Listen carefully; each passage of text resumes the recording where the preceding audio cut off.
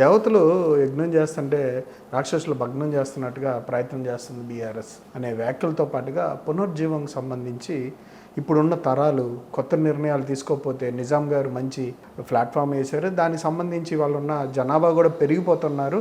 2040 నాటికి 2.8 crores జనాభా ఇక్కడ హైదరాబాద్ నగరంలో నివసిస్తారు. వాళ్ళకు అనుగుణంగా మన ప్రాంతాన్ని మనం ఈ విధంగా ఎట్లా ఉంటాం, బీఆర్ఎస్ నాయకులు కంటైనర్లు ఇస్తాను ఉంటారా అని ఆయన ప్రశ్నిస్తూ ఉన్నారు. అది అంటే ఆ విధానాలు ప్రభుత్వం టేకప్ చేసిన విధానాలు వాళ్ళు చెప్తున్నటువంటి ఎస్టీపీల ద్వారా వాటర్ని మళ్ళీ దీంట్లో మళ్ళించి గోదావరి నుంచి నీళ్ళు తీసుకురావడం ఇదంతా సాధ్యమయ్యే పని కాదా, లేదంటే వాళ్ళు ఆదిలోనే చేయాల్సిన పని వదిలేసి మిగతా పనులు చేస్తున్నారా?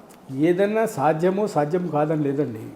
ఇప్పుడు మీరు మీ ఇంటెన్షన్ మీద ఆధారపడి ఉంటుంది. గవర్నమెంట్ యొక్క దృక్పథం ఏమిటి? ఫస్ట్ ఆఫ్ ఆల్ గవర్నమెంట్ దృక్పథం మూసి ప్రక్షాళన అయితే ఒక పద్ధతి ఉంది. ఆల్రెడీ దానికి అప్పట్లోనే కేటీఆర్ టైంలోనే దీని మీద ఒక ప్రణాళిక రచించడం జరిగింది.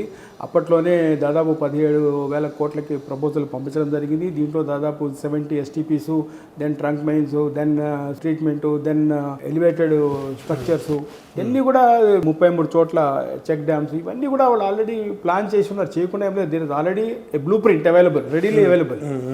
బట్ ఆ బ్లూ ప్రింట్ తీసుకోకూడదనో ఏమో మరి వాళ్ళ ఉద్దేశం ఏముందో తెలవట్లేదు. వాళ్ళు ఏంటంటే ఎంతసేపు కూడా కమర్షియల్గా దాన్ని వాడాలనే ఒక ఆలోచన కనబడుతుంది. మనం చూసిన పవర్ పాయింట్ ప్రజెంటేషన్ అంతా కూడా అక్కడంతా కూడా ఒక మార్కెట్ క్రియేట్ చేయాలి, ఒక కమర్షియల్ మార్కెట్ క్రియేట్ చేయాలన్న ఒక దృక్పథంతో పనిచేస్తున్నట్టుగా ఉంది.